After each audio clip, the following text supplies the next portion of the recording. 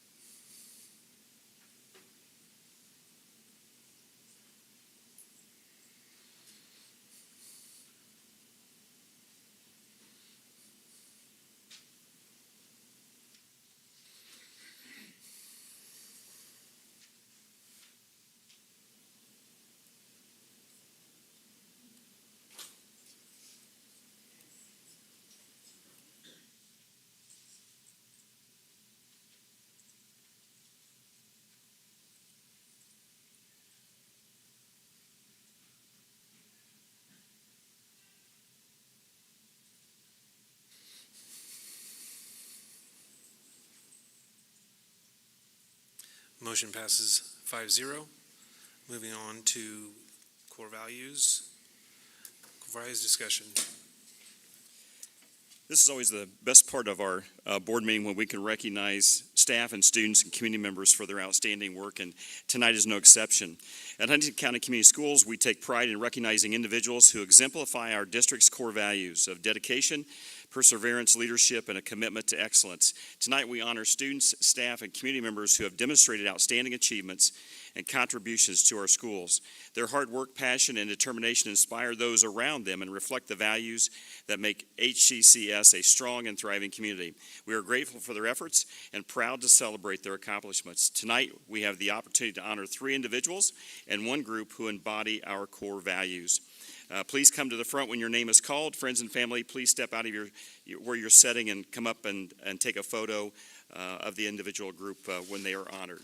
Our first one, tonight, we recognize Huntington North sophomore Aubrey Troutner. Aubrey, come on down. For her outstanding accomplishment in wrestling. On Friday, January the 17th, Aubrey competed in the inaugural IHSAA Girls Wrestling State Meet at the Cortiva Coliseum in Indianapolis. Entering the tournament as both the Columbia City Sectional Champion and the Rochester Regional Champion, she held an impressive 29-1 record. Over her 2-year career, Aubrey has accumulated a remarkable 63-3 record. Her efforts at the state meet earned her a 3rd-place finish, making her a standout competitor in this historic event. Congratulations, Aubrey, on this incredible achievement. We are proud of you.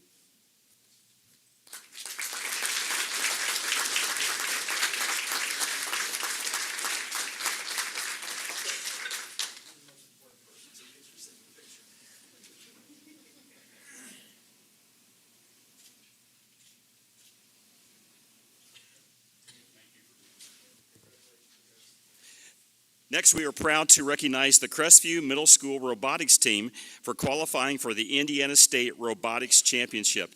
This marks the 2nd Crestview team to qualify this season, a testament to the strength of the robotics program in our district. The team members being honored tonight are Elizabeth Thurkettle, Lydia Bollinger,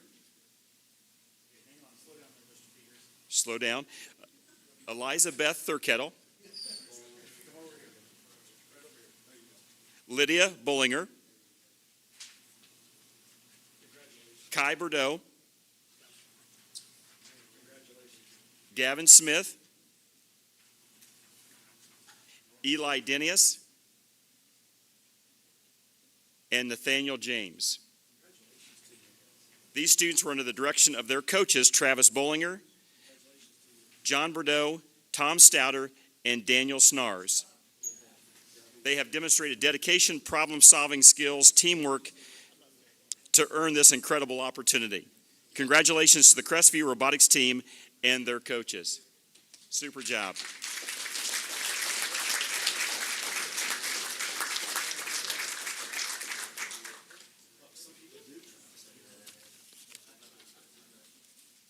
John, you get the picture?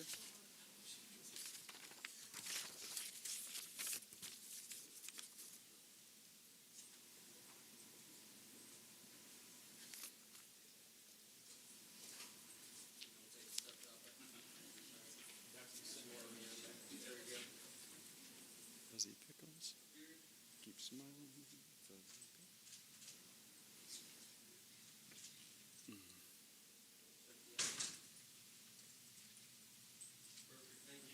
Congratulations.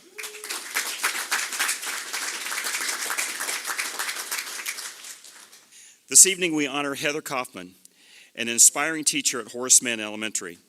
Heather has demonstrated unwavering dedication and perseverance, continuing to serve her students while bravely battling cancer for over a year. Recently, Truett Law Offices recognized her commitment to education by awarding her a 5-day, all-expenses-paid cruise. Heather, who teaches in the Essential Skills classroom, rarely misses school and brings enthusiasm and positivity to her students and colleagues each and every day. Her impact on the school community is immeasurable. We are incredibly grateful for her dedication and are thrilled to recognize her with this well-deserved honor. Heather, congratulations.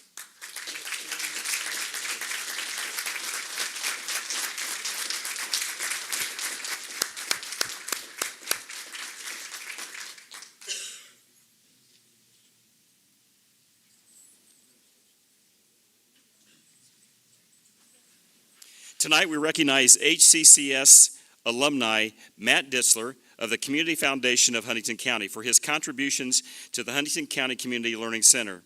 Through the Ignite Your Future program, Matt has helped secure funding that has provided personal protective equipment for the welding program and helped produce marketing videos to showcase the various programs at the Learning Center.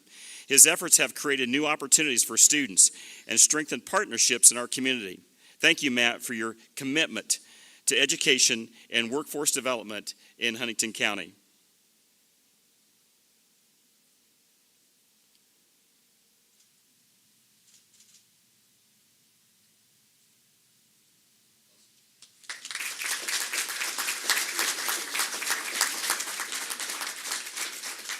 In our closing statement to all of tonight's honorees, we are so proud of your accomplishments.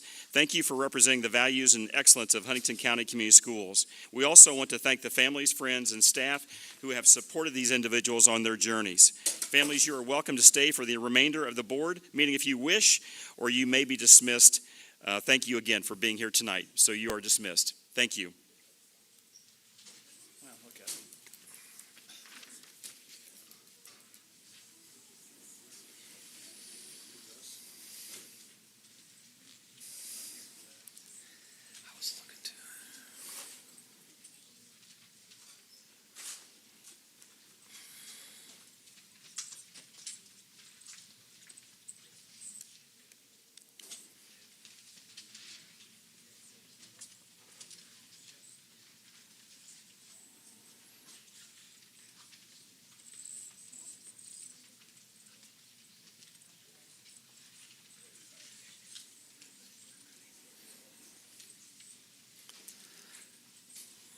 Alrighty, I'll let John get his seat.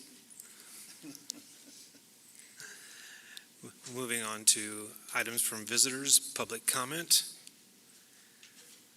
We don't have anyone signed up to speak tonight. If anyone would like to come up and address the board, we just ask that you give your name and sign our sheet before you get started. No one coming forward. We'll move on to D1, special presentation HCCSC and Area 18. I'm very proud tonight to have Ms. Drummond with us, who is the principal at our Learning Center. She's going to have a couple items to present to you this evening. So Tiffany, welcome. We're glad you're here. Thank you. Well, I'm happy to present an update on our current situation with our Career and Technical Education Cooperative. Currently, we are a member of the Area 18 CT Collaborative, and so I wanted to kind of refresh where we're at with that and move forward. So.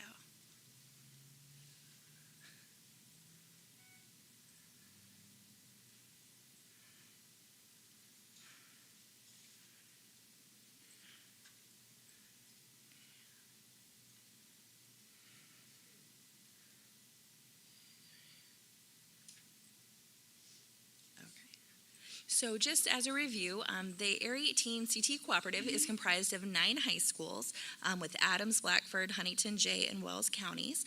Geographically, it's the largest vocational cooperative in the state. And our role within that is we are the largest high school. We're also the furthest northern school within that cooperative. We don't send or receive students to any of the other schools within it, strictly because of geography. We are too far away for the students to travel, and also because of the range of what we offer, there isn't anything another school is offering that we don't do locally. And so that's just a map that kind of shows door to door kind of how far away we are. So when I presented to the board last, we talked about kind of like why are we in a cooperative, and that is primarily 2 reasons. The first is that they submit our Form 30A data, which is what generates all of our funding for our career and tech ed classes. The second is that the state requires each vocational district to do a comprehensive local needs assessment and then write the Perkins grant. So currently, as being a part of Area 18, we're included in their grant process. The cons of being in the cooperative is that we don't have any local control over our Perkins dollars. Like, we can tell them what we'd like to spend them on, but there's no guarantee that we can do that. It goes before the Area 18 board. We also pay 26% of the director's salary, and we also have lost some kind of our autonomy in applying for grants. There are certain things we just can't apply for because we're not our own district. So this chart kind of shows over the years what funding we've received. So if you see like the total amount of the grant, how much we got, our best year we got 27%, which would fall in line with that 26% that we're paying out. This year, because of we've given our intent to leave, we only got like 2.5%. So kind of talking about our timeline, last May I came and presented to the board and explained the pros and cons of being in the cooperative. And then in July, we sent a letter to the governing board with our intent to withdraw. And then over the fall, we did 2 independent appraisals of our Perkins purchased items. So the state requires we do a 7-year look back at what we've purchased with our Perkins funding. So we did that, and we had 2 different agencies come in and take a look. Then in January of this year, we presented to the Area 18 governing board our proposal on how we'd like to settle that equipment. What does that look like? They have since responded to that, and that's what I'm bringing to you tonight. So I know you have a copy of that letter in your packets, but what we proposed is that we would purchase our equipment outright at the lowest appraised cost. And so if the board decides to do that, then we would end our agreement with Area 18 in June. We're in conversation with the state. They are visiting us on Thursday. The Commission for Higher Ed, that is their last step before us becoming our own district. So once they visit us and see our program, see what we have established at the Learning Center, that would be the last thing they need to do to give us our blessing to become our own area. That lines up with timing. I could still write a Perkins grant for 25-26. That deadline's at the end of March, and I've been in conversation with them. Like, they know that our intent is to apply for that funding. So if we had access to those federal funds, we could write the grant. We could write it for exactly what we need to meet our needs locally. So, having said that, are there any questions about the process or where we're at? Tiffany, thank you. Board, in your packet, what you have this evening is the letter that's dated on February the 10th, 2025, that outlined just what Tiffany told you. For those in the public, The lowest appraisal for all of our equipment that had been purchased through Perkins dollars through the Cooperative Area 18 was $94,250. So this evening, if you approve this purchase agreement of our equipment, then what will happen is on the meeting on March the 24th, coming up here next month, we will approve the docket, and then that sum will be sent to Area 18 the next day on March the 25th. I have spoken to Mr. Springer, who is the chairman of the Area 18 Governing Board. I do not see any problems from that side either, because they have agreed, they will be agreeing to that, is what he's been telling me. And so this is one of the last steps for us to take in what has been 18 months, 2-year process up to this point in time. So I'm recommending your approval of the purchase agreement for the Area 18 equipment in our facility. Thank you, Mr. Trout. I will entertain a motion for purchase of the equipment. Motion to motion to approve the purchase agreement of the equipment from Area 18. Is there a second? Second. Thank you, Mrs. Heim. And Mr. Melcher, any questions, discussion before the vote? Was this, did they have just a couple of appraisals all they need? Is that what essentially is two, and then you get the lowest one? Yep, Okay. we did two different places, and then we presented both. Understood. Any other questions? Then we can vote on the motion.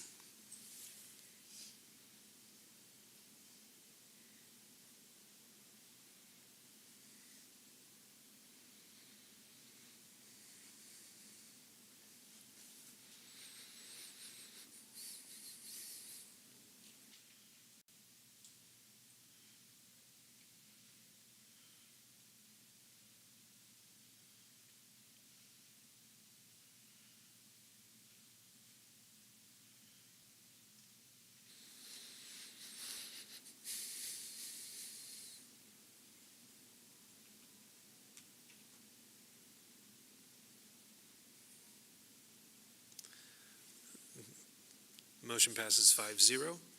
Moving on to D2, MOU for Ignite Your Future grant program. All right, well, thank you. The MOU that you have in your packet is for the Ignite Your Future grant program. So similar to what we talked about in the core values, the Community Foundation has been enormously supportive of the Learning Center. And we were just recognizing them tonight for their help in us being able to purchase some marketing materials and also some welding protective gear. But this MOU will actually allow them to help us further. With dollars they have through this grant program, they are interested in assisting us with paying for our student assessment costs, which is a tremendous savings to the district. And so if this agreement were to be put in place, this outlines what they're responsible for, what we're responsible for, but it would allow them to be able to pay those assessment costs on our behalf.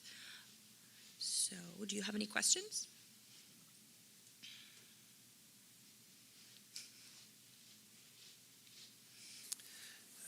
Thank you, Mrs. Drummond. I will entertain a motion for approval of the grant program. I make a motion to approve the HCCS and Community Foundation of Huntington County MOU as presented. Thank you, Ms. Heim. Is there a second? Thank you, Mrs. Miller. Any discussion or questions? Hearing none, let's vote on the motion. While they're voting, Matt, thank you for your continued partnership with us as the school district. Our relationship with you goes well beyond this, but without you, this would not have been possible. And I know we're greatly appreciative of the board to be able to work alongside you each and every day. So thank you.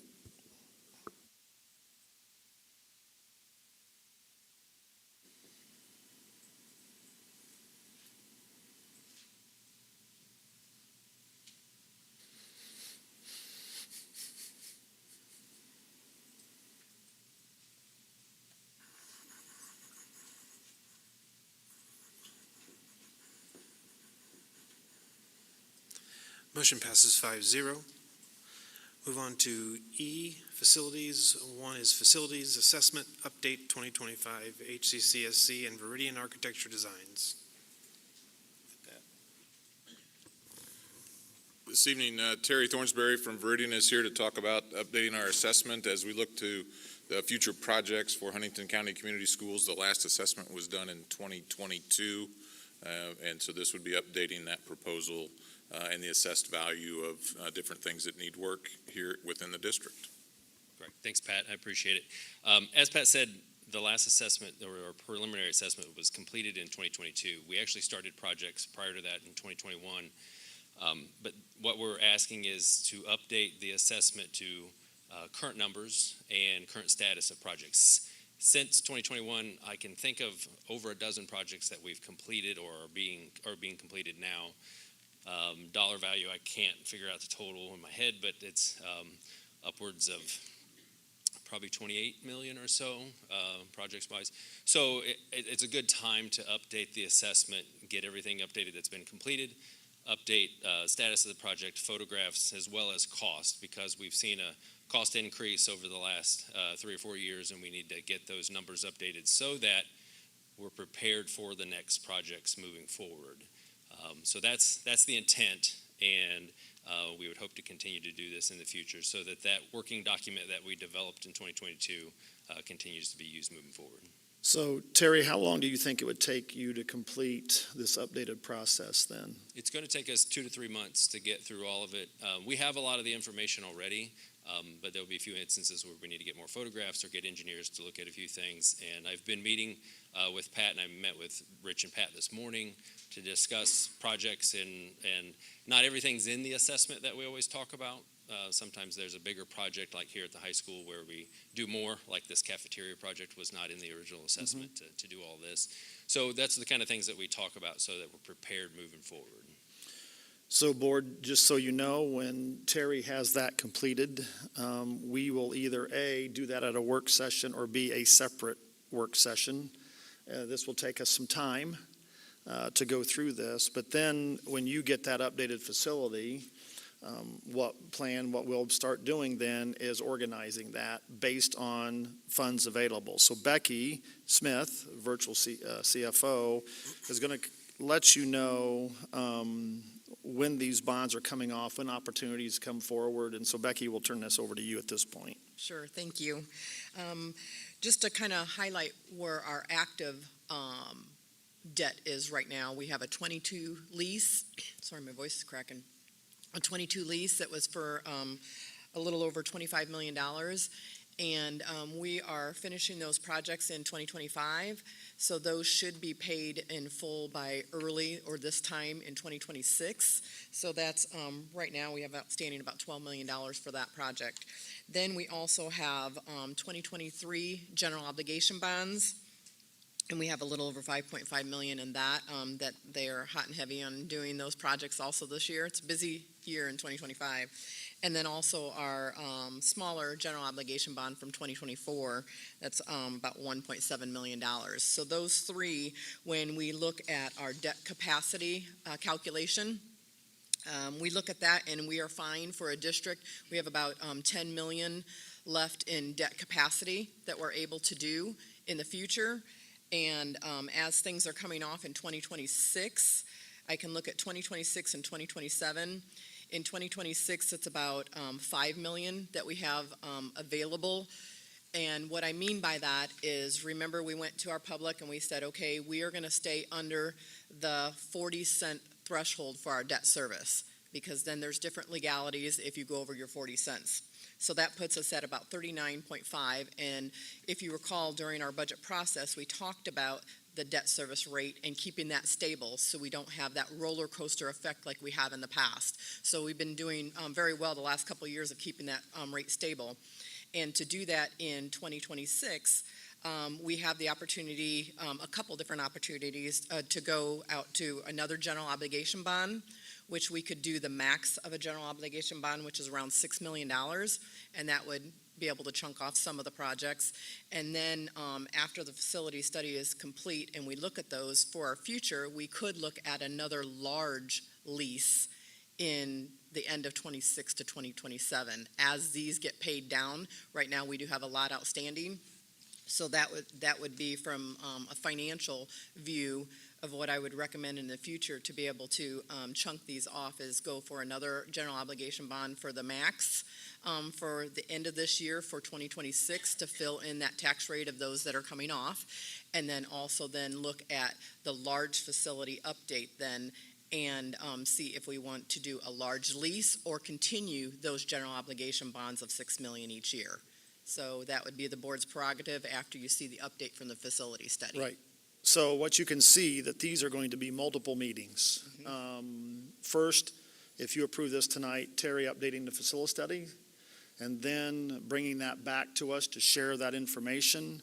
And then we would combine Terry with Becky's financial information and begin lining up what needs to be done by when with the funds that are available to us without going over that threshold that Becky mentioned. So what we're looking for this evening is your approval of this agenda item for the facility update.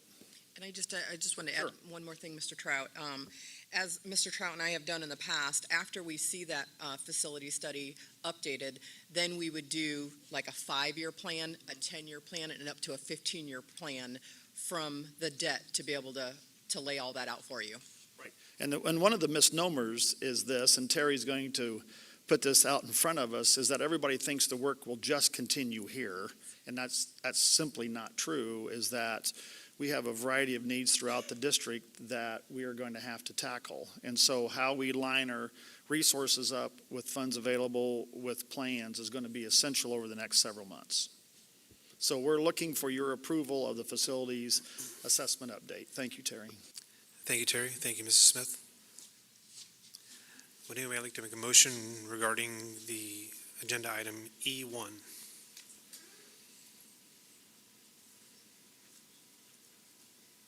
Motion to approve the HCCS and Viridian architectural and design proposal and terms and conditions for the HCCS facility assessment update.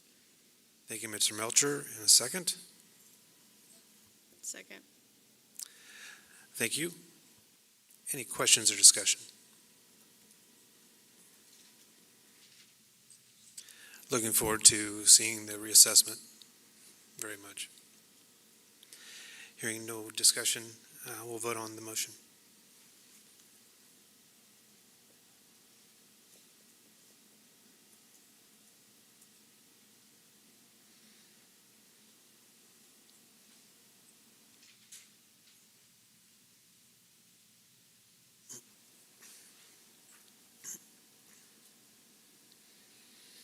Motion passes 5-0. Moving on to E2, MKM Architecture and Design Proposal for Parking Lots and Crestview Tennis Courts. Yes, Mr. Allen, we're recommending the approval of the proposal from MKM Architecture for the design of parking lot work at Crestview, Riverview, Salamone, and potentially Lincoln, depending on what the bids come in at. And the proposal for MKM to oversee that project is in the board packet. Thank you, Mr. McLaughlin. That's going to be done by like this summer? Is that what the timeline was? The timeline is for them to be completed this summer, working around summer school and things of that nature that have been shifted to other buildings because of the work that's going on here with the HVAC project. Understood. Thank you, Mr. McLaughlin. I'll entertain a motion for this agenda item. I make a motion to approve the proposal from MKM Architecture and Design for the, hopefully 4 parking lots and the Crestview Tennis Courts as presented. Thank you, Mrs. Heim. And can I get a second? Thank you, Mrs. Miller. Any questions or discussion? Hearing none, let's vote on the motion.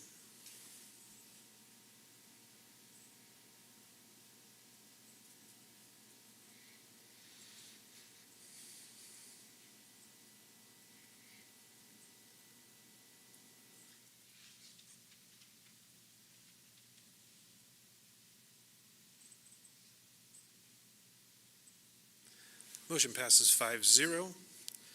Moving on to F, students F1 2025-26 Student Handbooks.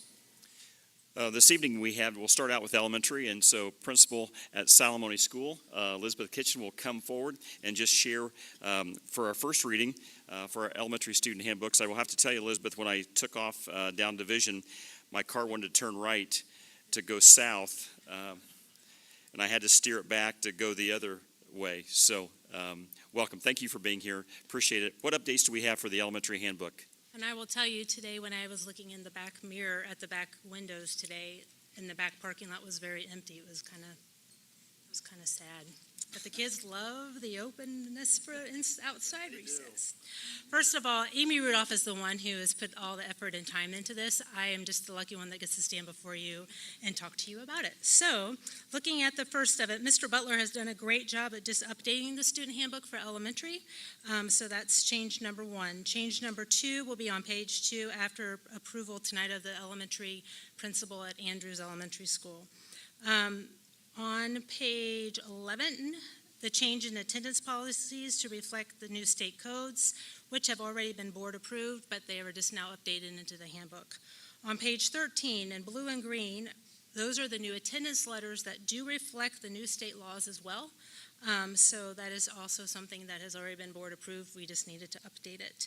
And then the last update in the elementary handbook was page 36 and 37, and that was the update on the iPad damage, repair, replacement agreement, and that is just correlating now, streamlined with what is on the website. So those are the changes for the elementary handbook for 25-26.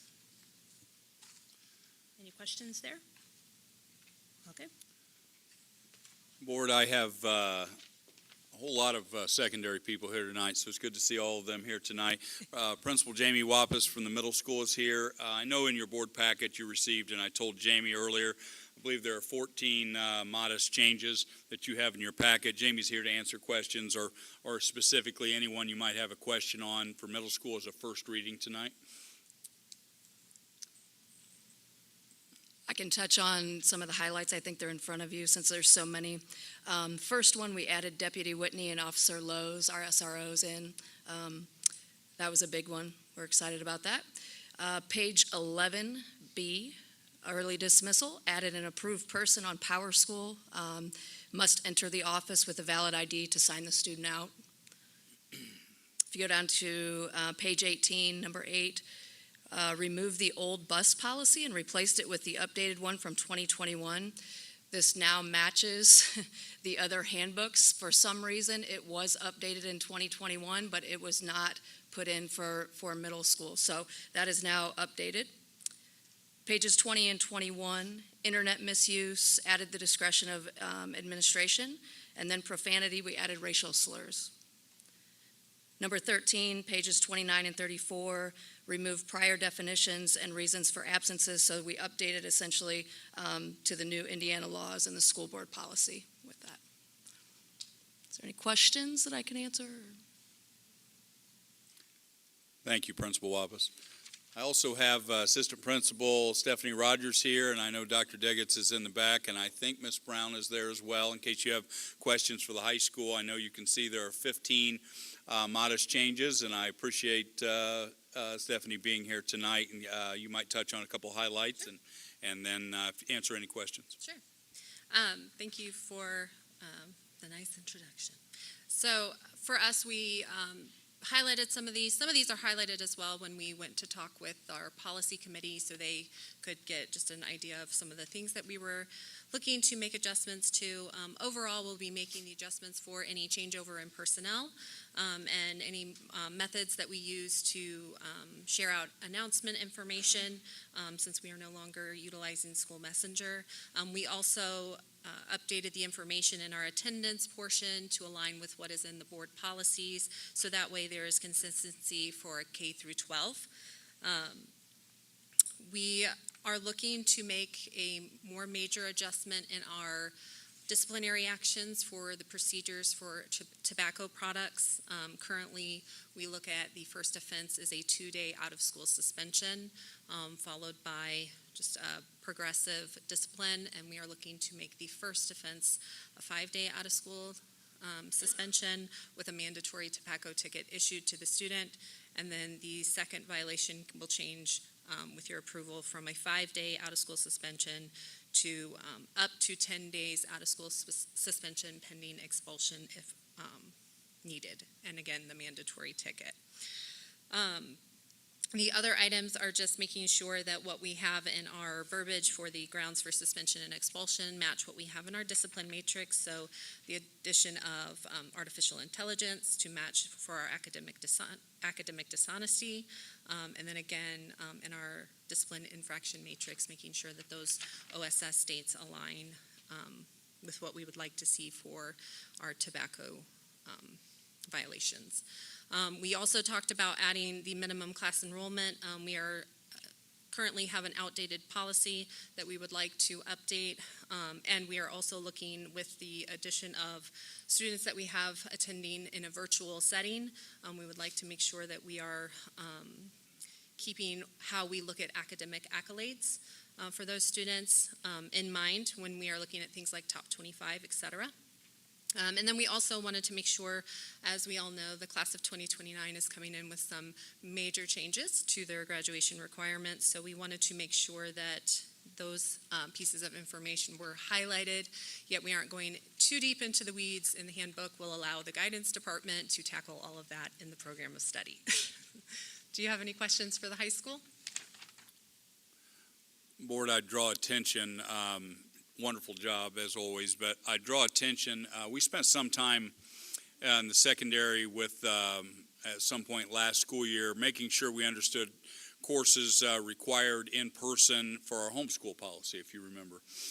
The virtual education students will reflect that similar policy, kids who live in our district, but it will reflect the number of courses, for our secondary to participate in athletics or extracurriculars will reflect a similar, or a matter of fact, exactly the same number of courses. And so I draw attention to that so we don't have two different standards for kids that maybe not in the building, okay? I'd also draw attention to make sure Stephanie mentioned accolades of top 25 in Val and Sal. Please know Dr. Deggets and his team and Ms. Brown and the administrative team want to make sure that the accolades are going to all kids, but in particular, those type of honors are for kids who have taken courses in person for us.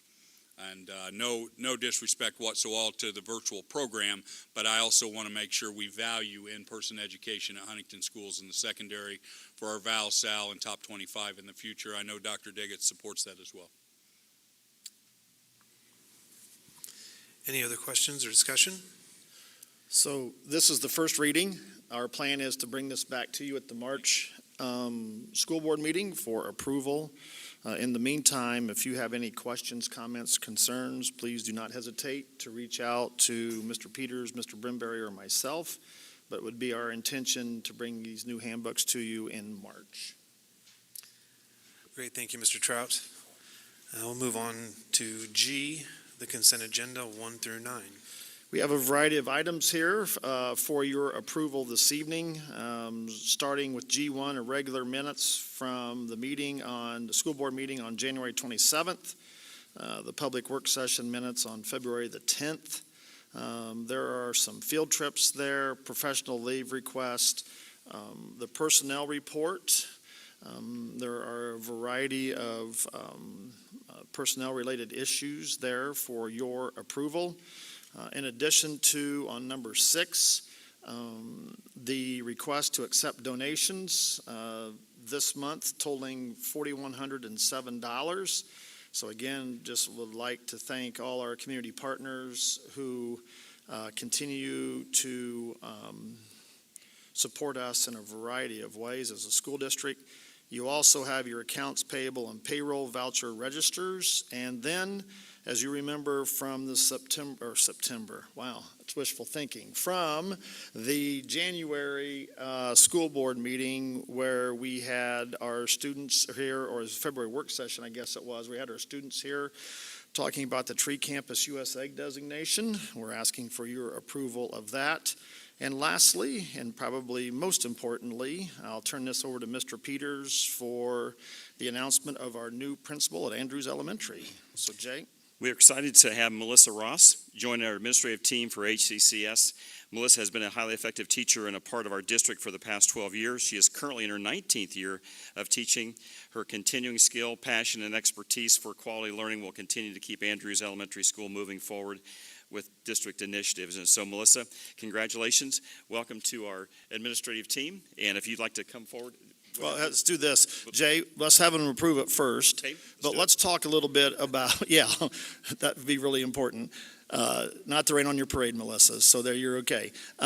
Jay, talk a little bit about the process that went into this, if you would, how we arrived at this, because for Melissa to end up at this point was quite an accomplishment. So why don't you just talk a little bit about that process and how that all worked out then? There were 12 people that were a part of this interviewing committee. We had 5 teachers representing Andrews Elementary School. We had 3 parents. We had 2 administrators. We had the director of HR, who is also Andrews' parent, and then myself. We had 3 candidates that were internal within the district that we interviewed. There were a total of 9 total candidates that put their name in for the position, but we looked through resumes, applicants, and chose 3 that were internal within the district, and we interviewed those on one evening. It was February the 5th at the Learning Center.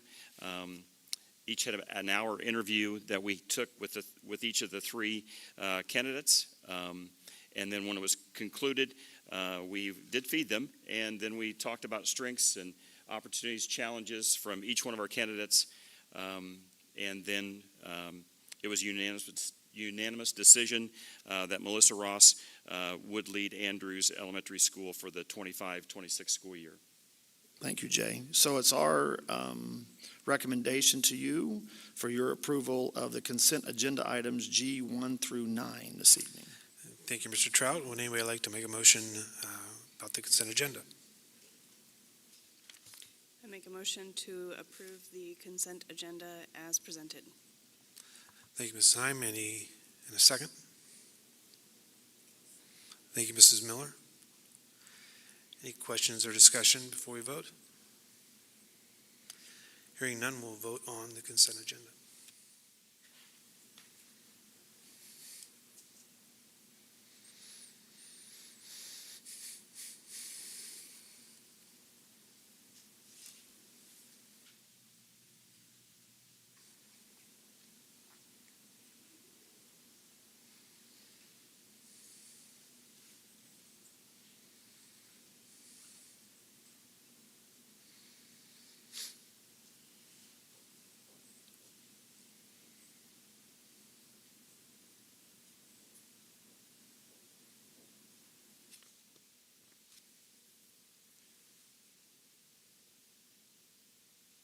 Yeah, it is. It's definitely me.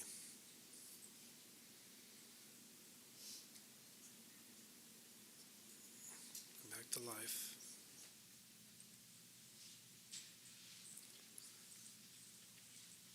Log back out. I mean, I can refresh. Okay, it's just.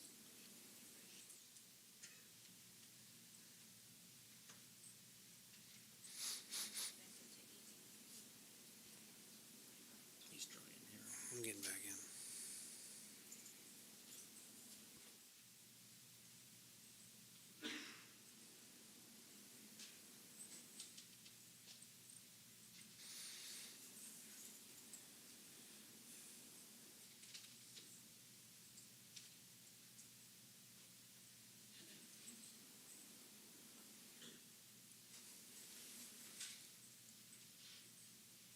I didn't touch nothing.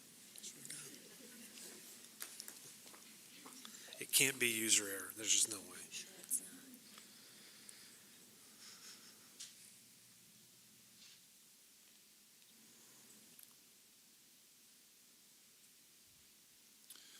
Board, I would tell you during the time they're working with that, I want to thank Aaron Carl for volunteering to be a part of our group for the Tree Campus USA group and to work with Mayor Strick, the public. But I also, if you'd like to feel good about things, Dr. Deggets, myself, Rich Hurdle, and a group met with Mr. Park, as well as about 12 or 13 students today.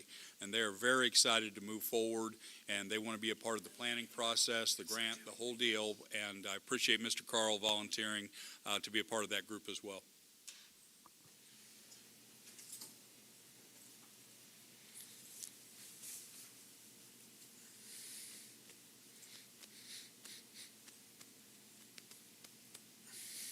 Motion passes 5-0. So, Mrs. Ross, if you, Melissa, would like to come up to the front, you didn't know I was going to do this to you. If you have a couple, I do owe you. So if you would like to say a couple of things, couple items here this evening, but welcome to the team.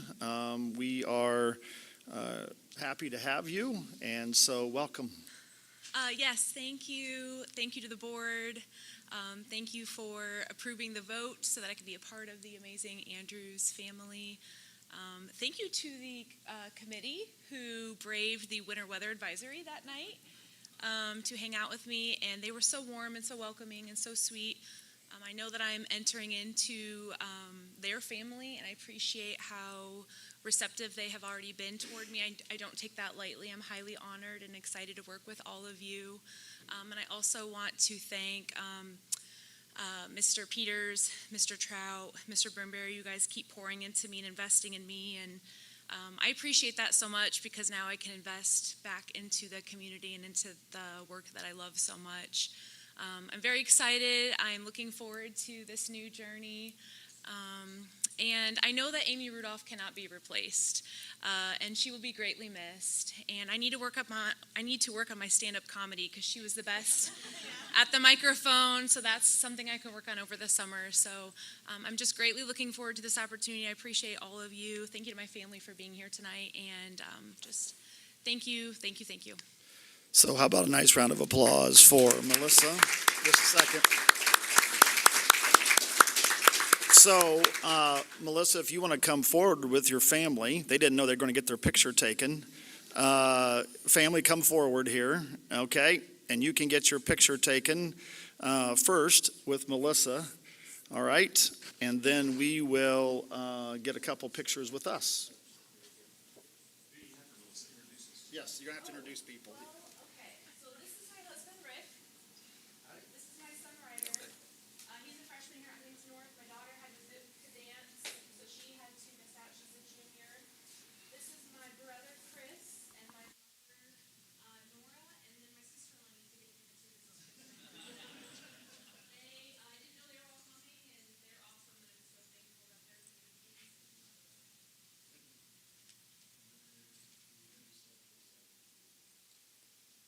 And board, while they're getting ready for the picture, just so you're aware, tomorrow morning I'm going to pick up Melissa at 7:45 at Riverview, and we're going to Andrews, and I will be introducing her to the Andrews staff for a stand-up meeting at 8:15 tomorrow morning at Andrews.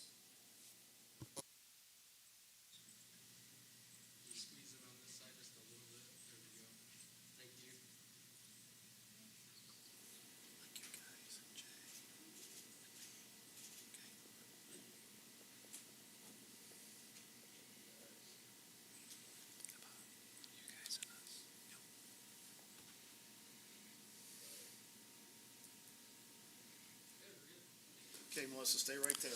Okay.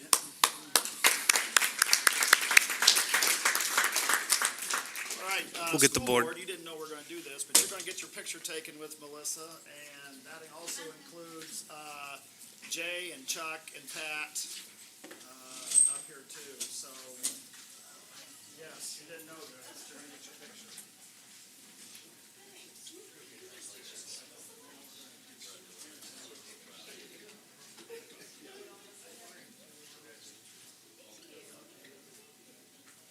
Yeah, that's all we do.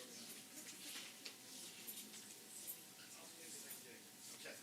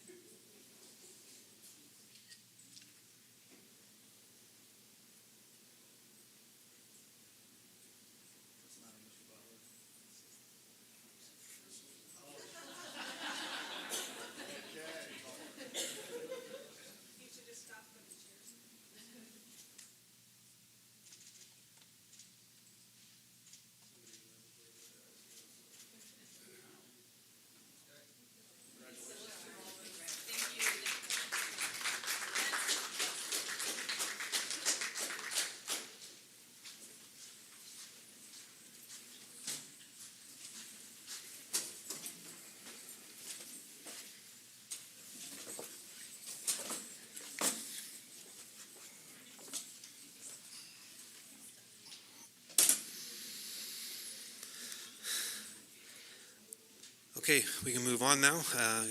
H, Finance, H1, approval of resolution to transfer curricular materials fund to the education fund. Mr. Trout.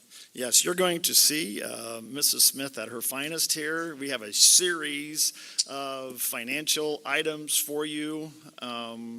Please be sure to ask any questions because some of this is brand new to even Mrs. Smith and I. We've been around the block a few times, and some of these items are brand new. So, Becky, we'll turn it over to you. H1 is approval of resolution to transfer curricular materials fund to the education fund. We'll begin there. Sure. Thank you, Mr. Trout, President, members of the board. I bring to you this evening this resolution that we're talking about. I'll give you a little history on a previous experience that we had where we did the same thing. Back in 1819, if you recall, we were the state was getting rid of the old general fund. The general fund, the capital projects fund, transportation operating, and bus replacement. All of those were funneled into two different new funds. That's the education fund that we know today and our operations fund. Well, when we had to do that, according to legislative direction, they had a resolution that we did. Even though it was law telling us that we had to do that, they had a resolution for us where we dissolved the general fund, capital projects, all those that I just mentioned. So when we dissolved those, they had us bring a resolution to the board to dissolve those and create the new ones. In this case, this is the Curricular Materials Fund, AKA Textbook Rental Fund. It's been several different names in the last couple of years. As you know, the law changed where we do not charge parents for the regular textbook rental as we did in the past. So over the last couple of years, the law has been evolving to cancel or end the Curricular Materials Fund. So in this fund was where we would get our disbursement or reimbursement for any curricular materials that qualified through the state. So we would get a certain percentage reimbursement from the state. We still do that. However, we have a whole new chart of accounts that just started in 2025 that is all now through the education fund. So we were instructed at year end that we needed to dissolve the curricular materials fund, 0900 fund, and move all of that, the cash balance, into our education fund. So this is a similar resolution that we did way back when with the old funds before we had education and operations to do the same thing. This was kind of a development over the last couple of weeks in central Indiana where a lot of my colleagues started talking about this. Even though it wasn't a direction, we just mimicked the same way that we did in those previous years, even though that was the direction at that time. So for all of us, just to be safe, we wanted to make sure that we brought this through the board and that we had official approval from the board to be able to do this, even though it is state statute now. I'd be happy to answer any questions the board may have. Right. So, board, this is truly following statute along the way. So we're Becky and I are looking for your approval of this resolution. Thank you, Mr. Trout. I will entertain a motion reference this agenda item. Motion to approve the resolution to transfer curricular materials fund balance to the education fund as presented. Thank you, Mr. Melcher. And do we have a second? Second. Thank you, Mrs. Heim. Any questions or discussion before we vote? Hearing none, we will vote on the motion.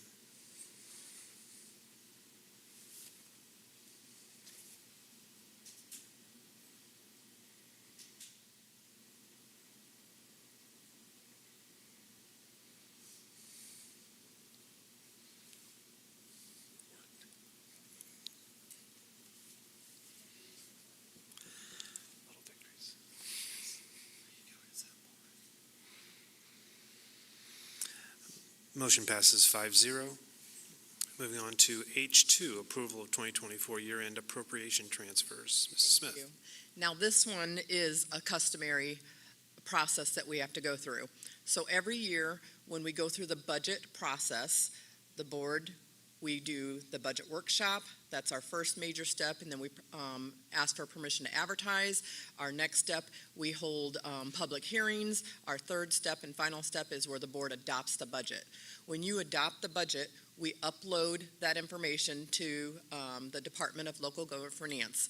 And when we upload that, it is by major program number, the budget line items. Say I do 10,000 line items, they roll up to the major program numbers, and there might be, say, 5,000. I'm just throwing out numbers there. Every year, by the end of the year, you cannot leave one of those program numbers in a negative. And I'll explain what I mean. When you do the budget is a year to a year and a half before that next year's budget is finalized with expenditures. Of course, a lot of things can change. Your staffing can change, your programs can change anytime in that process. So the individual major line items that you see there on the left-hand side, that 11,000, that 12,000, that 13,000, 14,000, and so on, those are those major program numbers. If any numbers change as a whole from that budget rolling up, you must do what's called an appropriation transfer at year end, and I call it a shore up. What that does is that shores up those negatives. However, it does not take or change the total appropriation that the board approved for the fund. So in this case, you'll see in this resolution, you'll see the current budget, you'll see if there were any changes to that budget, and then the adjusted budget at the end. Note, if you go down just a hair, you'll see that total for education fund. Note those two numbers are exactly the same. So it's just shoring up those individual program line items that the budget's rolled up to. And then because the board approved it during the budget process, they need to reapprove these changes at a year end. And this is a customary process that all districts in Indiana must do. So you'll see here our education fund. We had 3 adjustments to the education fund. We had 3 to our debt service fund. And you'll see how those changes in the middle there, net 0. And then the numbers on the side stay the same. And then you'll see our operations fund, hey, 333, didn't even notice that till now that I'm talking. So we had 3, rainy day was the only one, we only had 2. So you'll see all those funds there, and these are the major budgeted funds that go through the Department of Local Government Finance budget process. So that isn't all our funds in our district. We have all different types of funds that we have throughout the district, but these are the major funds that we are held to and must report to the government. I would be happy to answer any questions the board may have regarding this resolution. Questions? Then I will entertain a motion on this agenda item. I make a motion to approve the 2024 year-end appropriation transfers as presented. Thank you, Mrs. Heim. And a second? Thank you, Mrs. Miller. Any questions or discussion before we move? Hearing none, let's vote.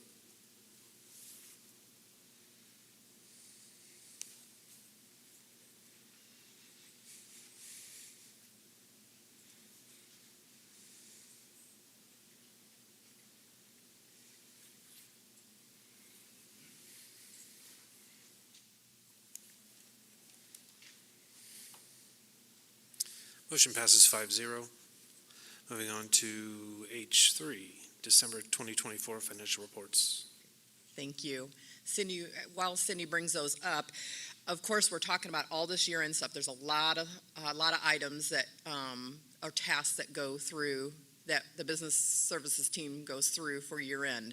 Balancing, bank reconciliations, all these types of things that we have to do, a Form 9 financial report to the state.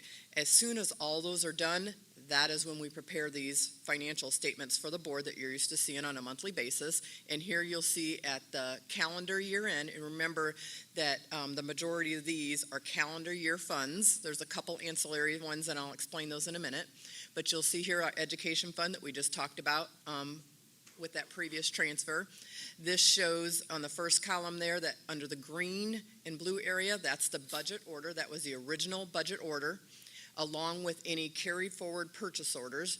Reminder, carry forward purchase orders were from the previous year, where they were the previous year's budget that was already approved and that was not paid at that previous year end, and then moved forward with the budget. So those are all the totals for 2024. Then you'll see what you're used to seeing for the budget month, so the actual revenue and expenditures that came through, and then the year-to-date actual revenue and expenditures. Then at the bottom is your year-to-date summary, where it shows all those totals. Right at the year-to-date summary there, you'll see the original January 1st cash balance, and then you'll also see the total balance at the year end, along with those outstanding purchase orders that I talked about from the previous year. Now these are as of December 31st that rolled into 2025, and then the adjusted fund balance. So you'll see there in the box to the right with a blue line, you'll see, of course, 100% through the year. You'll see we received 107%, which is awesome that we received more than we anticipated or estimated. And a lot of that has to do with interest and those type of things that changed. The interest rates changed during the year, thank goodness, and we received some more income. And then you'll see our budget expended, of course, was lower than that, which that's exactly what you want to see. You want to see at least 100% of your revenue or higher, and then lower on your expenditures, because remember, when we're doing the budget process, we always advertise a little high, but we make sure that we balance our revenue with our expenditures. So you'll see that for our education fund. And then our next fund is our debt service fund. Most of the time throughout the year, you do not see a lot of action in this fund. So the action happens where we receive our revenues. This is from our property taxes that our community pays 2 times a year. So we usually have a little bit in May, the majority in June, and then November and December. And then we pay all of our debt, that debt that I was talking about earlier this evening. We pay that twice a year also, in June and December. So of course, with this being December, you'll see that budget month actual. You'll see the revenues that came in for the second half of the year. And then you'll also see the expenditures that went out for the second half of the year. Along with the customary summaries at the bottom, it shows our ending fund balance remain pretty close to what it was the year before. And then also you'll see that with our revenue and expenditures on the right-hand side. That one usually is close to 100% because it is a need-driven fund. So what that means is whatever we need for our debt service is what we raise for tax money and also what we have to pay out. So that is usually very, very close to 100% on both of those. And then our next fund is our operations fund, which is our other main fund. Our education fund and our operations fund are our 2 main funds for the district. And then the same thing here, where you'll see our a lot of our property tax, because this is a property tax fund, came in December. So we always have a big increase in our revenue that comes in that month. And also to remind you, that transfer that you see there is part of our transfer when they did dissolve our general fund.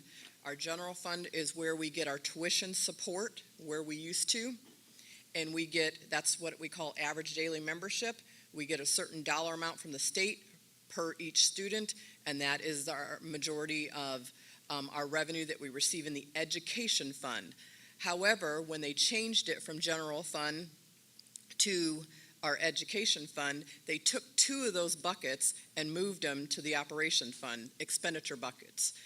And with that, they did not move the revenue. So there's an Indiana code saying that you can transfer up to 15% of that tuition support to cover those expenses in your operations fund, and that is what that transfer is that you see of that revenue coming in your operations fund at the end of the year. So we usually do that twice a year to shore that up in between the 6-month intervals, and that's our total that we were approved through our budget to be able to do.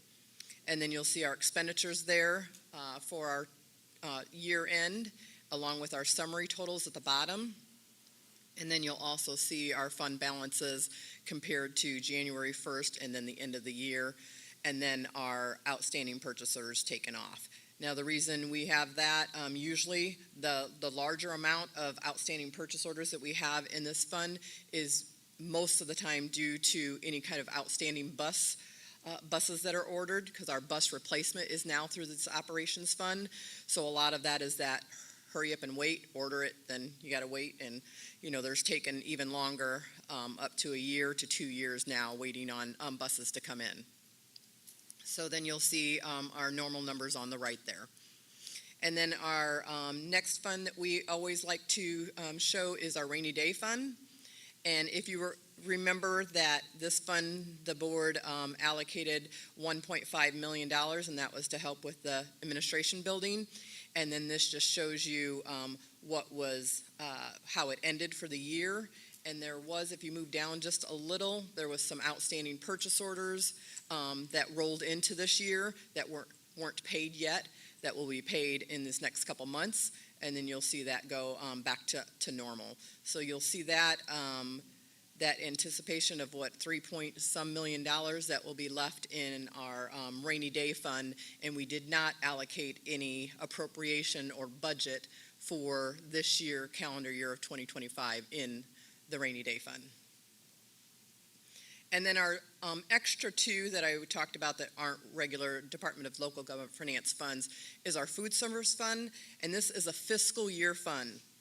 So this is one that we have chose in January, you'll see when I go over those, to not have this in there anymore, but it will be on your all funds report. But because it lays out a little differently because it's a fiscal year, some people get confused on that when we're talking about calendar years. But you'll still be able to track the revenue and the expenditures and the cash balance through that all funds report. So you'll see here, if you go down, this is where we were just comparing years, but like I said, it moved from a calendar year to a fiscal year fund, and you'll see where that revised fund balance at the end of the calendar year was just a little under $500,000. So this is the one, if you recall, has a regulation where you're supposed to try to maintain under certain number of months of expenditures. So you're not charging families a certain dollar amount and then holding the money forever and not spending on the food. But we're right on target for this fund, and we have no problems with that. A lot of districts did in the past, and then they created a formula of how you have to charge students and things like that that helped with that, or draw down those from having large balances. And then last but not least is this curricular materials fund that we just talked about that that dissolved at the year end. So you'll see here, you'll see all the action from the state's reimbursement that we received in December, but then you'll see that transfer, that $3 million that transferred out, and at the very, very bottom, you'll see a zero balance in this fund since it all transferred over to the education fund. What I did want to note is that there is a new chart of accounts that's embedded into the education fund. However, we will split that out for the board and the public to keep track of that. So you'll see that in the future, where we'll have a separate line item for you, even though we have it in our totals, but we'll draw that out for you so you'll be able to track it, revenue and expenditures under those special codes. Because I believe that was done by design, but we want to make sure that we are keeping track of that as a district, even though the legislative decision really doesn't want us to do that, but we're gonna. And I think that is it for the regular financials. And then we have, as part of our monthly financials, we also have a comparison reports that we do for our main budget funds that we were just talking about, our education fund and our operations fund. And what this is a comparison. So what we do is we put this together, and it's so you can see on a month-by-month basis over a 5 to 6 year span what the regular amounts were, so you can compare. That's why it's called a comparison report. So you can compare the revenues from January of 19 on for all of January. Same thing, February, March, every one of those. It's chunked by the month. You can also see the expenditures in the same way. You can also see the cash balances in likewise way. So every month we do this, and on the second page, since it's December, we always highlight the current month that we updated. So you always see that highlighted there in December, and you can sit there and you can compare those against December of the previous 5 to 6 years. So we will keep doing this report for the board and the public so you can see those trends. So this is the education fund, and then we also do it for our operations fund. And the same thing, likewise, for all the years and all the months, and then we highlight the current month that we're doing it for, which is December of 2024. So you'll see all those numbers updated for calendar year December 2024, and those comparisons between the years. And I think that's all I have for the regular December 2024 financial reports, and I'd be happy to answer any questions the board may have. Thank you, Mrs. Smith. Would anybody like to make a motion, reference the December reports? We'll ask questions after the motion is made. Make a motion to approve the December 2024 financial reports as presented. Thank you, Mrs. Heim. And a second? Second. Thank you, Mr. Melcher. Any questions or comments reference the numbers? I wish I had a good question, make Mr. Wall proud, but I don't. So, hearing no questions, we'll vote on the motion.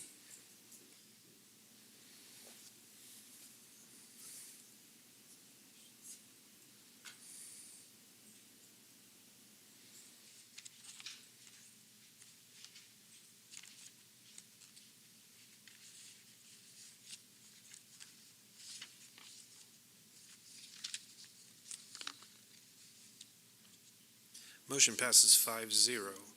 Moving on to H4, 2024 year-end and 2025 budget order financial presentation. Mrs. Smith.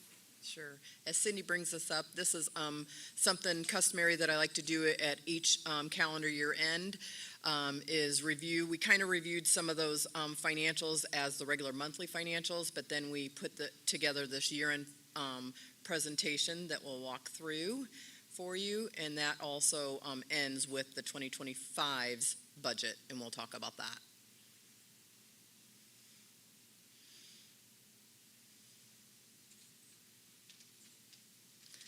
So here we review those major budgeted funds. If we go into the next slide, talking about the main funds that we're going to cover today, and that's the Education Fund, the Debt Service Fund, and the Operations Fund.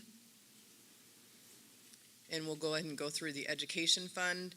And what we do is, of course, you just seen this, so this is just a snapshot of the financials that you just approved for December. But moving on, then we kind of take that information, we pull that out, and then we do a comparison. If you'll go to the next slide, Cindy. And this is what we like to put together for you as a quick eye to be able to see the beginning cash balances all through the years, the total receipts compared to those last 6 years, expenditures, and then ending cash balance. And then the carry forward encumbrances, those are the outstanding purchase orders, and then the adjusted cash balance. So just a reminder, we have this flag that from 2019 on is when we do that state tuition transfer to operations to cover those two buckets that they moved from the old general fund. So Becky, on this page, I find this of all the pages the most fascinating, quite frankly. Anything that sticks out to you here that kind of grabs your attention here that we're going to have to really look at this upcoming calendar year? No, I think we're doing very good as I a agree. district, and wanted to kind of point that out. And you'll see when, just in that middle, you'll see it highlighted, that ending cash balance. Mm-hmm. You got to remember, over the last 2 years, we did our first ever 2-year agreement with the Teachers Association. We were able to bring up their pay. We were able to shore up some inconsistencies. So we put a lot of money, according to the board's approval, on the plate for them to get them where they needed to be. So even with that and our strategic financial plan that we have moving forward, we were still able to have our ending cash balance increase. And that sets us up nicely, and that was by design, because what is this year? This fall is our next negotiation coming up again. So this sets us where we can have those important discussions with our Teachers Association, and also even after that, Mr. Trout then considers, administrative, classified staff, all Right. the different staffing departments and groups that we have throughout the district. So as a district, we're doing very well, and this helps us when you hear of all those crazy ideas that are going through the legislative session right now, where schools are losing millions. thank goodness that we're in a good financial position here at Huntington, that it will not affect those kids in those classrooms. And that's our ultimate goal, is that we are financially sound, that we are prepared for anything like that might come out of the legislation session that's absolutely crazy. Right, because with negotiations coming up here in a few months, with the real concerns coming out of Indianapolis right now, It is. what I really wanted you as a board to focus in on is that if you look at that cash balance through the years, we've been enormously intentional Yes. with these pieces, hoping that this legislative session may not ever happen, but it appears that it's on us. Prepares And so us. what I want you to be able to do is understand that we are in a position where we can hopefully, quote unquote, ride out the storm with this, because what's being proposed is not friendly to public schools at all. And so I just wanted to emphasize this chart with you here this evening to let you know that due to Becky's support and help and leadership, we're able to have that cash balance where we need it. But knowing that with negotiations coming up and knowing this legislative session, I just wanted to make sure you all were aware as a board where we sit today. So Becky, And thank not all districts can say that. No. There are a lot of districts that are in dire straits, and they're just panicking with this information. And thank goodness we don't have to do that here at Huntington. When does the state have an answer? Well, the final answer will be in April. We're going to know here in the next few weeks. 2 to 3 weeks. we should Yeah, know. it's going to get shored up quick. If you've been paying attention to town hall meetings, those are not going well for people, and that's devastating to school districts, especially our school district friends in small districts within that. And so I just wanted to draw your attention to that almost $17 million cash balance there to let you know, don't fall in love with that, Right. because we may need that. Mhm. But we've been preparing for a day that may be on us. And I just want to set this conversation up with all of you. So thank you, Becky. You're welcome. And then next, we'll go on to the, it's the same information. I'm one of those, I like data, and then I like pictures too. So for those that like pictures and like to see it in a graph form here, you'll see that with the cash balance and the receipts and expenditures comparisons there at a quick glance. And then next, we'll talk about our debt service fund. That's a little bit what we talked about earlier. Here's a snapshot that we just talked about with our December financials. And then moving on, we have that same type of comparison for our debt service. Now, debt service is different than our education fund and our operation fund, because like I said, it's a need-driven fund. So there's a certain cash balance that you can't go over. There's legal constraints to that.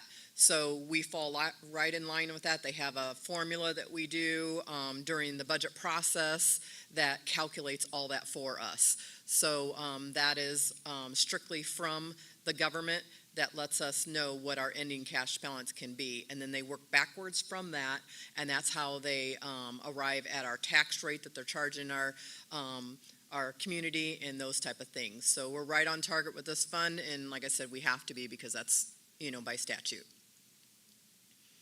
So then next, you'll see the same graphs, and you'll see that going down. In the last 2 years, that is not by design from us, but that is by the legislative law. So previously, you'll see where we had a higher cash balance that was in our debt service fund that was left over. In the past, with debt service, they had a different type of formula where you were allowed to keep up to 6 to 9 months of cash balance in case for some reason you did not get your property taxes on time. If you've been in it as long as I have, over a couple decades, Mr. Trout knows that has happened in the past. It's been a very, very long time.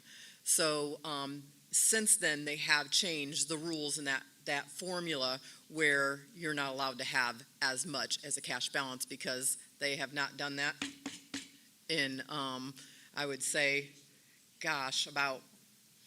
we haven't not got ours on time, probably 13 years, something like that? It was pre-you and I working together. It was when I first started out as a soup. Yep. There were 2 years in a row Yes. where they were delayed Yes. significantly, and we were scurrying. Oh, yeah, it was We were awful. screwed. That and our budgets. So Right. we didn't receive our property taxes and we didn't receive a certified budget until like 10 months into the school year. Right. Into the calendar year. It was crazy. Right, it was one of the So- first couple of years I was Yep. a soup, we were dealing So with thank that. goodness we don't have that now, but just wanted to explain that so the board and the public understood why that looks, by eye and it looks like it's going down, but that is because that's a formula from the state. And then here we have our operations fund, same thing, we just went over this. And here is our comparison with our operations fund for the last 6 years. And you'll see that also by design, our cash balance, as we talked about earlier with the facility studies and those types of things that we're building in between our leases, our bonds, and our operations fund. Through our operations fund, if we do anything that's a project or major equipment purchases, we have that through what's called a capital projects plan, and that is through the budget process also. So we knew by this cash balance that we'd be utilizing some of those for some of these ongoing items. So we will be working with Terry and his crew on that after we develop the revised facility study, and then with the board to lay out that 5, 10, and 15-year plan that we talked about earlier. And then here's the graphs, and you'll see that going up. And then, like I said, we anticipate that to steady off and start utilizing some of that, and that's building that in, and I'll just give you examples. That could be paving, lighting, lower things that we can take out of our operations fund that might be $1 million or $2 million at a time, and then using our general obligation bonds and our leases for big, large projects. So we'll be building all that into those 3 types of financing. And then that is the end of the 2024, and I wanted to walk you through the 2025 budget order. Like I said, in August and September and October is when we did the 2025 budget process, those major steps that I talked about earlier. And then what the Department of Local Government Finance does is they are, by Indiana code, supposed to issue us a final budget order by the end of December. So during that process, they send us this draft budget. We check all the numbers, make sure everything's there, all of our debts listed, because that's our need fund, those type of things. So if you want to go ahead, this is just comparing and showing you what our certified budget is for our funds. And you'll see that for our district's a little over $73 million. Our education fund, 42.5, our operations fund, 21.8, and then our debt service fund, a little over $9 million. So that's the total for 2025. And then our total for 2024 was a little over $67 million. So you see that difference. And a lot of times that difference has to do with whatever our debt service is coming up for our need that next year. So those numbers can fluctuate. Our education, our operation funds usually fluctuate a hair because of more revenue that we received or working in those projects through our operations fund. So that is customary. You'll see our certified assessed valuation. Every year we receive that certified assessed valuation in August. So this year they were a little later than normal with our assessed valuation, but we did receive that in time to include that in the budget, and that is when we're calculating our anticipated tax. When I talked about that earlier, to make sure that we're under that 40 cents for our debt service fund, I look at this assessed valuation, and there's a formula that we do to make sure that we are not advertising or the board's adopting higher than what we agreed that we would do for our public. So we make sure through the budget process that we are adhering to that. And then our certified levy, AKA your property taxes, so that's one and the same, and you'll see that for our 2 funds that receive property taxes, our operations fund and our debt service fund there. And then you'll also see the rates. So see what I meant by the debt service fund is under that 40 cents that we decided not to do, to go over that because of the different regulations that it takes and of course to have a higher tax rate for our community. So we have decided as a district to keep below that 40 cents. And then you'll see our operations fund has a rate on there that is calculated with the assessed valuation. And that is a fund that has a maximum levy, a maximum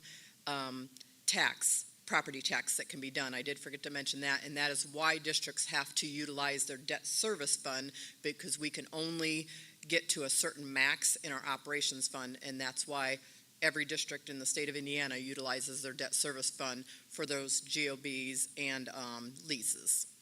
So that's very, very common. And then you'll see our beginning cash balances for January. So that's our ending, of course, from December compared to last year, and you see that difference there. I think what's fascinating on this page, Becky, is more than anything else is when you look at the 25 totals across the page and you look at the certified rate and compare that to 24. Yes. That's not what our public's there along the way. And so, Board, I wanted to emphasize that to you so you can see that we are trying to be as fiscally responsible through this process as we possibly can be. And this is the data that I hope helps you in those endeavors. So thank you, Becky. You're welcome. And I think is that the last one, Cindy? Sure. I would be happy to answer any questions you may have on the year-end information for 2024 or anything for 2025 the board may have. Anyone have any questions for Becky before we move on to H5? Mrs. Smith. It's a lot of information, I know. I feel like an auctioneer There'll here. be a quiz. So as Cindy's bringing up the January 2025 financials, this is the reset. So all those numbers that we looked at before, the only thing that comes over into 2025 is that certified budget order that I talked about. So our anticipated revenue and our expenditures from that certified budget, along with any carry forward encumbrances / purchase orders that haven't been paid. So we update that on the January financials. And you'll see that in a quick moment right there with the big H. And you'll see that on the first slide there if you go down, Cindy. So here you'll see where we updated the budget order, where you see it in the green and the blue there, that left side. That's the anticipated revenues for the year. That is the anticipated expenditures by the objects. So the objects are, is this the type? What is it, a salary, a benefit? Is it a supply? Those type of things. So we always break it down so you could see that. Then you'll see in January 2025 under that yellow, you'll see the actual month's receipts and expenditures. And then, of course, the year-to-date, which would be the same because it's, only 1 month into the year. So then you'll see the customary year-to-date summaries at the bottom, where it starts out with our January, it has our summaries from above, and then it calculates with our January 1st cash balance, adds in our revenue, takes out our expenditures, and then leaves us with a fund balance. And then we take out those outstanding purchase orders that we have as of January, and then we have that adjusted fund balance. So you'll see that information there. You'll see over there in the miscellaneous notes, we will be keeping track of those 2025 curricular materials. So we'll be giving you that information as the year goes on, any kind of revenue that comes in or any expenditures. So we'll highlight those for you. And then, of course, the customary graphs and information depending on what part of the year, percent of the year that it is. So you'll see that for January for education fund. And then next you'll see our other major fund, which is our debt service.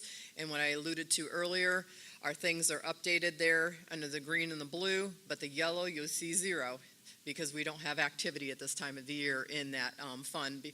Remember, we receive just a little bit in May, and then the major receipts from our property taxes in June, and then a little bit in November, and then the other receipts in December, and then expenditures are both done June and December.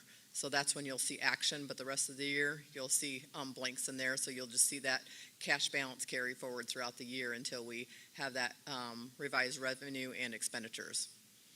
And then next, you'll see our operations fund, same thing, where we updated all our information for our anticipated revenues and our budget order, our certified budget order for our expenditures, and then this month's actual, and then of course it'll be year-to-date as we go throughout the year. And then our graphs that show on the right-hand side our budgets, our revenues, our expenditures, and it continues to change throughout each month. And then our summaries there, just like you're used to seeing, and then our fund balance, our outstanding purchase orders taken out, and then adjusted fund balance also listed there. And then I don't know if that's our last one. Do we have one more? Oh, our rainy day fund. Can't forget that one. So then you'll see our budget order, which remember, we did not add budget to it, but that was our carried forward purchase orders that we talked about from December, that $420,000. So those were carried forward because that was last year's budget that you already approved. Those just haven't been paid for yet. So they carry forward into this year as an appropriation, as a budget, and nothing new has been added to that. So you'll see those summaries at the bottom there for our rainy day fund. And I think that is it for our January 2025 for the regular financials. And then, of course, we do the customary comparisons. So here you'll see from 2019 on in January where we update those numbers for you. So you can look at that comparison also at a different glance. And then we always highlight, of course, that month that we're doing. So that is the education fund. And then we also do the same thing for our operations fund. So we have that one also there for you. And it'll be at the top there for our January for our operations fund historical comparisons. So it's just another way to look at it. I think that's all that I have for the January financials. I'd be happy to answer any questions that the board may have. Thank you, Mrs. Smith. Would anyone like to make a motion to accept this 2025 January information? Motion to approve the January 2025 financial reports as presented. Thank you, Mr. Melcher. Do we have a second? Second. Thank you, Mrs. Heim. Any questions or discussion for Mrs. Smith? I just want to say thank you. These are great reports, and I always enjoy seeing all the graphs and numbers and how everything lines up. That's the math geek in me that does that. I agree. It's much easier to understand than what we've had in the past. I think it's easier to follow, so I can't believe we're getting used to your stuff here. It's good stuff. Thank you. Good. Thanks. Any further discussion? Hearing none, let's vote.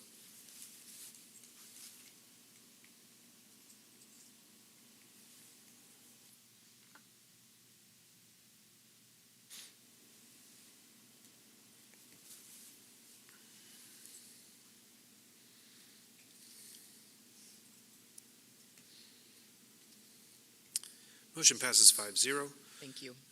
Thank you, Mrs. Smith. Moving on to H6, request to accept and distribute early literacy grants. Tonight we have for your approval the early literacy grant, $33,545.99. We're asking for your approval tonight to distribute those funds. This will be paid out on March the 14th to K-3 teachers, title teachers, resource teachers, interventionists, our elementary PD coordinator.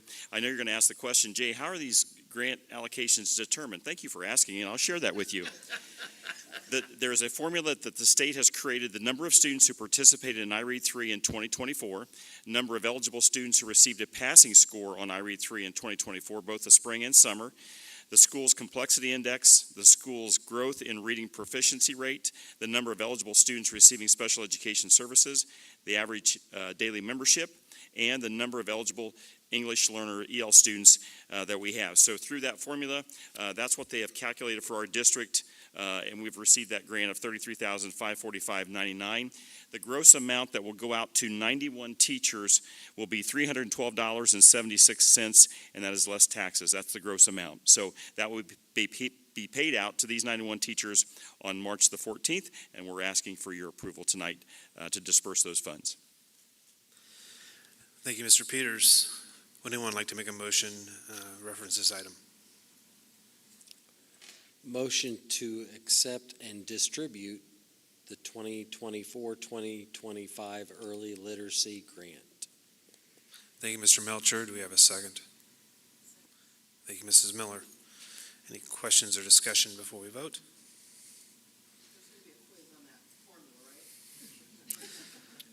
He already asked all. I was he gonna already answered all of my questions, so I don't. I was going to ask him to repeat it, but I didn't even want to think about that.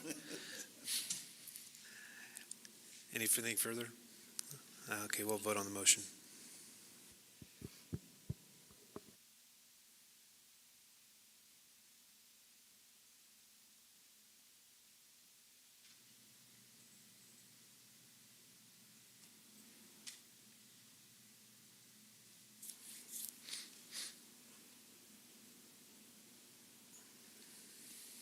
Motion passes 5-0. Moving on to H7, resolution for authorization to sell and close on the sale of real estate owned by HCCSC to the town of Warren. Mr. Wiley. Hello, a couple weeks ago I gave you an update, and tonight is the final step in the process of the sale of the 54.79 acres in the Salamone property to the town of Warren. Recalling this all started in the summer of 22.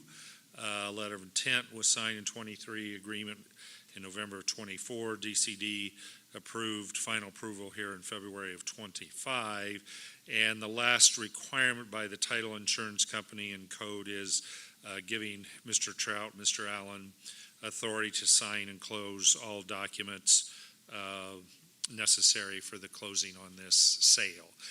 And the closing is set for Thursday morning of this week, February 27th at 11 in the morning here in Huntington. I would one update on the restrictive covenants.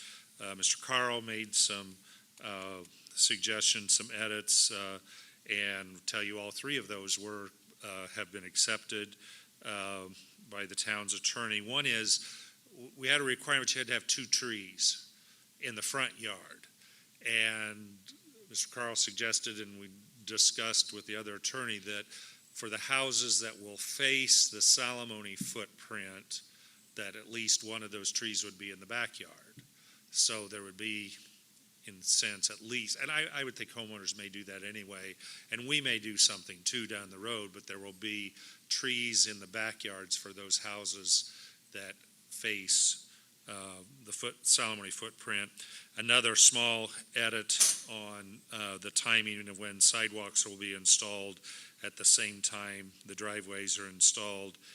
And also, if the unlikely but possible scenario that Warren does not proceed with the development and we are obligated to buy it back, all of those costs would be covered by the town. The school would not have any costs in buying back those. So thank you to Mr. Carl for those edits to the restrictive covenants. So this resolution that's before you is just to give your approval and authorization for Mr. Trout, Mr. Allen to sign the remaining documents to effectuate the closing.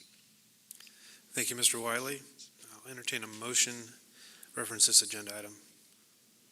I make a motion that we adopt the resolution for authorization to sell and close on the sale of real estate owned by HCCSC to the town of Warren as presented. Thank you, Mrs. Heim. Can we get a second? Thank you, Mr. Carl. Any further questions or discussion? Thank you, Mr. Carl, for your help with that.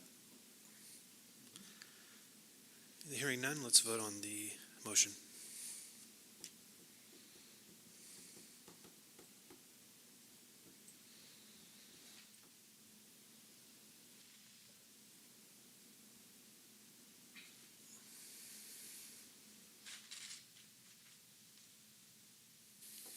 Motion passes 5-0. Moving on to Agenda item I, policies, 1, volume 34, number 2, policy packet, second reading. Yes, Board, this evening, what I'm seeking is your approval to accept all of those policies that are listed in volume 34, number 2, policy packet as presented. Thank you, Mr. Trout. Would anyone like to make a motion? Motion to approve volume 34, number 2, policy packet as presented. Thank you, Mr. Melcher. Can I get a second? Second. Thank you, Mrs. Heim. Any questions or discussion before we vote? Hearing none, we'll vote on the motion.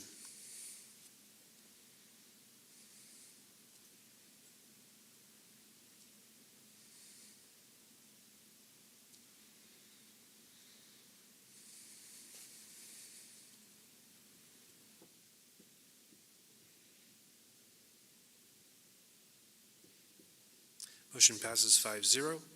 Moving on to I2, volume 35, number 1, policy packet, promotion, placement, retention.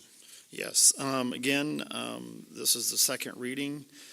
This evening, I am seeking your approval of all of those policies listed in volume 35, number 1.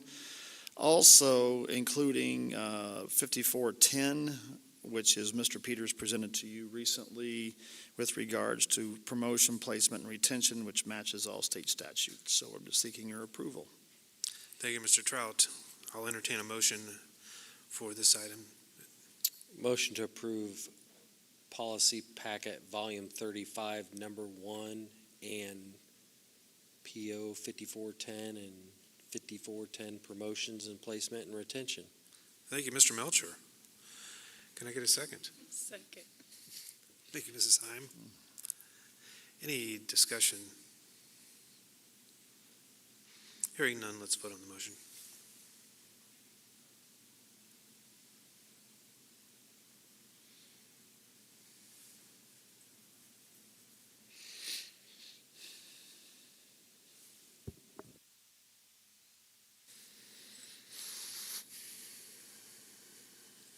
Motion passes 5-0.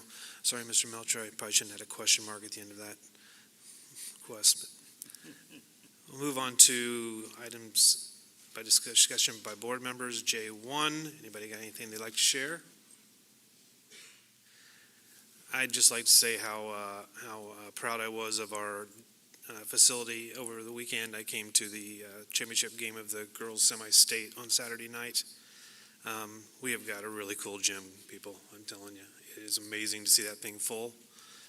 That place was off the hook for a while, so it was a great game. Good luck. Hopefully Norwell wins the state championship. But be proud of that gymnasium. My goodness, it is a beauty. I was telling Mr. Brimberry before the meeting that I work with a lot of Norwell people and had a lot of good comments about our facility and the people. I'd like to also thank Athletic Director Mr. Markham. That is a lot of work, and I would say you have to have multiple things to host a level of semi-state. Number one, you have to have facility. Number two, you have to have a community that has places for people to go and eat. And number three, you have to have a very well-respected athletic director in the state of Indiana. And so we're very fortunate to have all those things in Huntington. Thank you, Mr. Brimberry. Anything else for the better of the group? Just a reminder to you that a week from Thursday, we're having the open houses here for the new facilities of Viridian has done. So here at the high school will be an open house from 5 to 7, and also at the new administrative center will be from 5 to 7 also a week from Thursday. So I know there'll be some more information coming out about that. As if for here, will people just enter indoor one probably, or I guess this won't be a free for all. So. Mr. Diggets Dr. Diggets has got that all planned out. I'm sure toward the front of the building, he'll have that all mapped out for everyone and they're coming in. So I'll ask him. Yep. Anything else? Then I take a motion to adjourn. Thank you, Mr. Melcher. Second? Thank you, Mrs. Heim. All those in favor?